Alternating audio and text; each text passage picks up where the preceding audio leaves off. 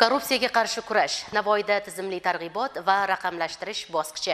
Viloyat soliq boshqarmasining shaxsiy xavfsizlik bo'limi tashabbusi bilan tashkil etilgan targ'ibot tadbirlari mazkur mavzuni qamrab oldi.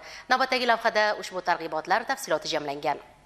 Korrupsiyaning oldini olish, huquqiy ongni oshirish va jamiyatda qonun ustuvorligini ta'minlash Navoiy viloyatida shu yo'nalishda muhim qadamlar tashlanmoqda.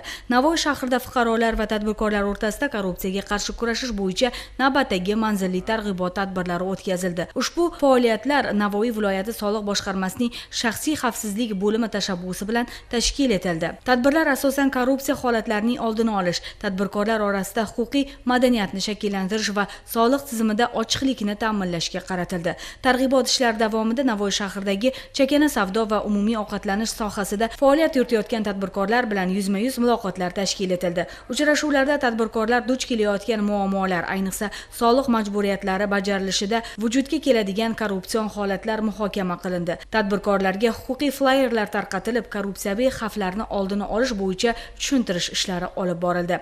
Navoiy shahar soliq inspeksiyasida bo'lib o'tgan davra suhbatida esa soliq tizimi xodimlari ishtirok etdi.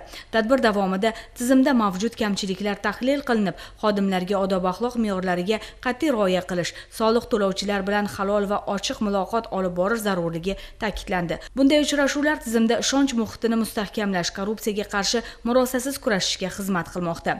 Alohida ta'kidlash kerakki, viloyatda korrupsiyaga qarshi kurashish borasida nafaqat targ'ibot, balki amaliy choralar ham ko'rilmoqda. Xususan, viloyat soliq boshqarmasi tomonidan tuzilgan yo'l xaritasi asosida Navoiy shahridagi bozorlar va tadbirkorlik subyektlari joylashgan hududlarda raqamlashtirish ishlari boshlab yuborildi. Bozorlarda korrupsiya xavflarini kamaytirish maqsadida quyidagi tizimlar joriy etilmoqda.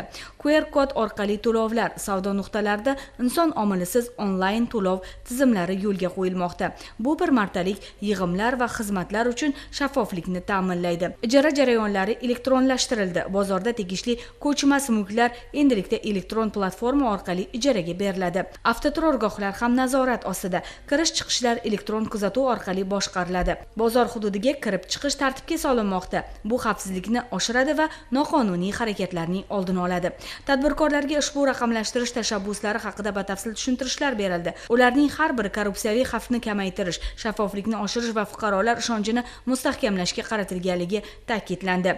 Navoiy viloyatida korrupsiyaga qarshi kurash faqatgina nazorat tadbirlari bilan emas, balki samarali targ'ibot, ochiqlikni ta'minlovchi tizimlar va raqamlashtirish orqali ham izchil davom ettirilmoqda. Bunday yondashuvlar jamiyatda qonun ustuvorligini ta'minlash yo'lida muhim bosqich hisoblanadi.